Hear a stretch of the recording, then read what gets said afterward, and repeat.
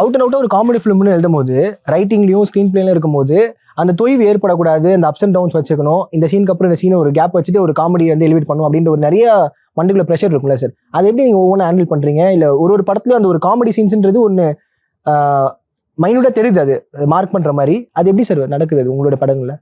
கண்டென்ட்டாக நம்ம பேசும்போது யோசிக்கும் போதே வந்து அந்த ஒரு சீன் பண்ணுறோம் அப்படின்னா அதுக்குள்ளே வந்து காமெடி ஒர்க் அவுட் பண்ண முடியும் அப்படின்னு நமக்கு வந்து கான்ஃபிடென்ட் ஆகும். ஸோ அப்படி இல்லைன்னா அதில் என்னென்ன பண்ணால் ஆர்டிஸ்ட்டை வச்சுட்டு நம்ம என்னென்ன பண்ண முடியும் அப்படின்னு சொல்லி நம்ம பார்க்கணும். ஸோ அப்படி பண்ணிட்டு அந்த பண்ணுறது வந்து கதைக்குள்ளேயும் இருக்கணும். இப்போ ஒரு சீனுக்கும் அடுத்த சீன் வருதுன்னா சம்மந்தம் இல்லாமல் பண்ணிகிட்டே இருந்தோம்னா காமெடியாக பண்ணிகிட்டே இருந்தோம்னா அது வந்து ஒரு ஷோ மாதிரி ஆகிப்படுது. ஸோ அது இருக்கக்கூடாது. ஒரு சப்ஜெக்டை நம்ம எடுத்திருக்கோம், சப்ஜெக்டுக்குள்ளே நம்ம ஒரு ஸ்க்ரீன் பிளே பண்ணுறோம். அந்த ஸ்க்ரீன் பிளேல பண்ணுற ஒரு 50 சீனோ 55 சீனில் ஒரு 40 சீனாவது காமெடி சீனாக இருக்கணும்.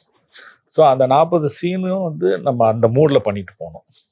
ஸோ அது கொஞ்சம் கஷ்டம் தான். காமெடி படம் பண்ணுறது கஷ்டம், டஃப்பான ஒரு இது, ரொம்ப டஃப்பான இதுதான். ஏன்னா நார்மலாக ஒரு சீன் பண்ணிட்டு போயிடலாம். நம்ம ஒவ்வொரு சீன்லேயும் காமெடி இருக்கணும் அப்படிங்கிறப்ப சப்ஜெக்ட் என்ன மூடில் இருக்குது, நம்ம பண்ணுற காமெடியும் அந்த சப்ஜெக்டும் மெர்ஜ் ஆகணும். திடீர்னு ஆக்ஷன் வரும், அதுக்குள்ள காமெடி படத்தில் ஒரு ஆக்ஷன் வரும்.